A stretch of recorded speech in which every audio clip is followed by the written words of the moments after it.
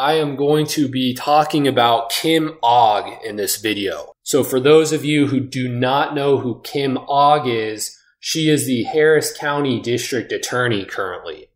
Harris County is the county that the city of Houston exists in, and therefore the Harris County District Attorney's Office is one of the largest district attorney's offices in the country. Now, who is Kim Og? Well, she took over as district attorney a couple years ago after she won an election where she was backed by George Soros.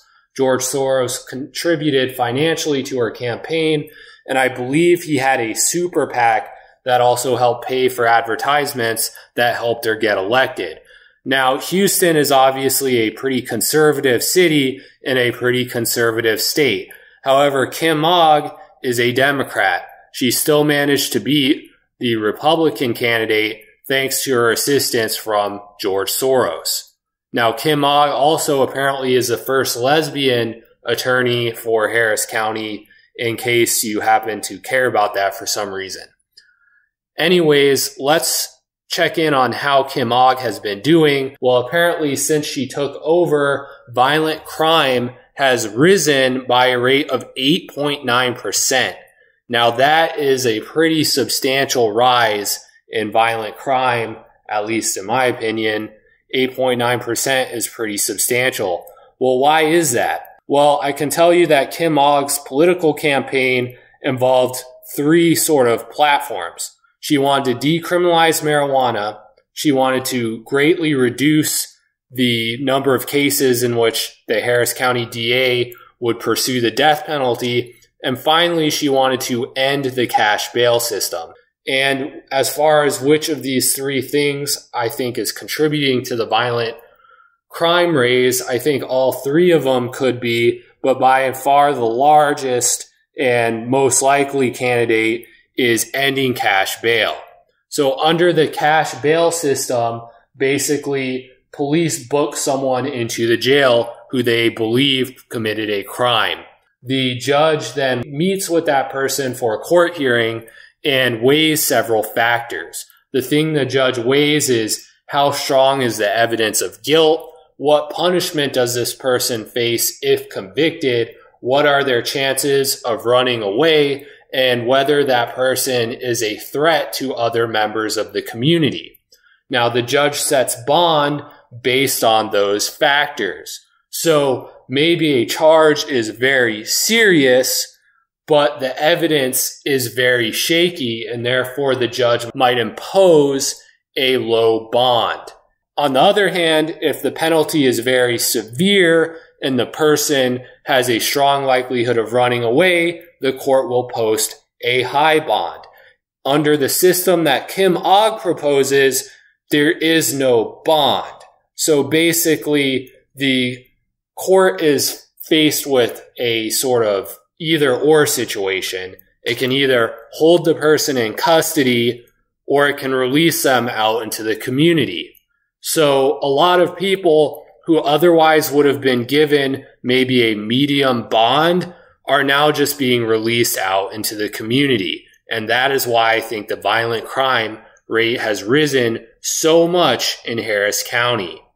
How has she done from a policy perspective from the police department? Well, apparently not very good. A lot of negative headlines were directed at her office in response to a plea agreement she did in a case where a police officer was shot.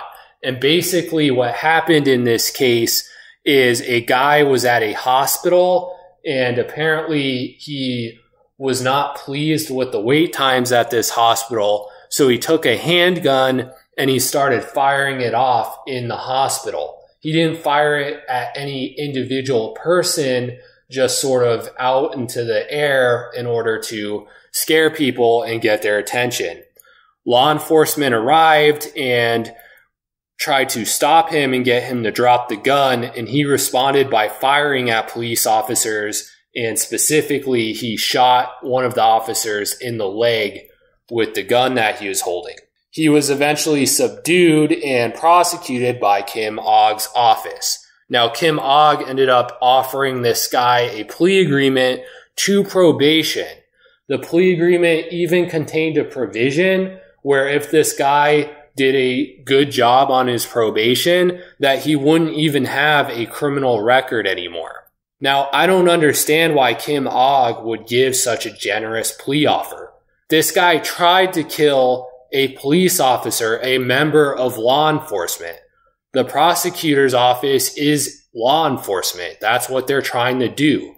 You wouldn't give some screaming deal to someone who killed your coworker, would you? So I don't understand why she would give probation to some guy who tried to murder police. It's insane to me. And she got a lot of flack in it in the news media. In my opinion, very well-deserved flack.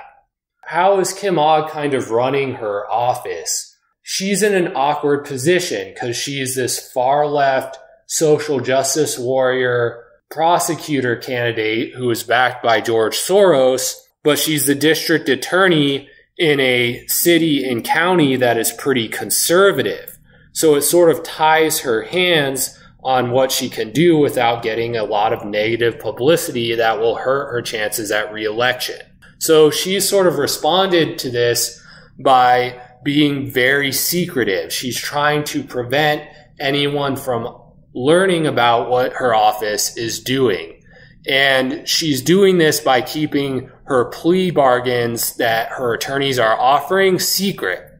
And one way she did this was by apparently removing the ability of police officers to activate a criminal history database that apparently the Harris County District Attorney's Office controls. So police can no longer go and learn about people's criminal histories, the people who they are arresting and investigating. Police officers used to be able to tell what crimes those people have been convicted of and what happened to them after being convicted of those crimes. But now the Houston Police Department no longer has access to that database and can no longer learn that information. Obviously, if they could learn it, then they would find out that, for example, a criminal they're investigating for committing a specific crime may have committed that same crime several times, but repeatedly been offered probation by the Harris County District Attorney's Office.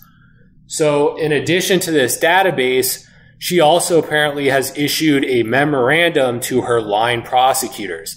And this memorandum forbids prosecutors from sharing the outcome of any case with the police. So you can imagine you're a police detective, you investigate some complicated, armed robbery case. Perhaps this case takes you several months to put together. You turn it over to the prosecutor's office. They agree to file it and prosecute it. And then you can never find out what happened. You don't know what happened to the guy you spent months investigating. So that's kind of how Kim Og is operating her office. She's just being very secretive about everything. So overall, I would say that Kim Og is doing a very poor job being the prosecutor for Harris County.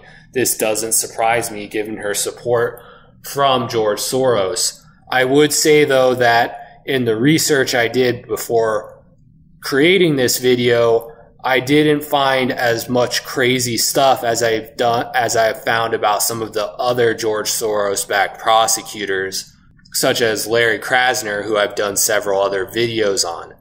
I would say that she's more moderate than many of these other George Soros prosecutors, but it's hard to tell because, once again, she's really keeping what her office is doing very secret. I really would be curious as to how she is treating illegal immigrants who commit crimes. I could really find no information on this whatsoever one way or the other. And that would be something I'd definitely be curious to know. But from my perspective at this point, there's no way of really telling what her position is on that and whether she is in fact even charging these people or giving them plea agreements specifically designed to avoid their deportation. I just don't know. Anyways, if you like this video, please subscribe.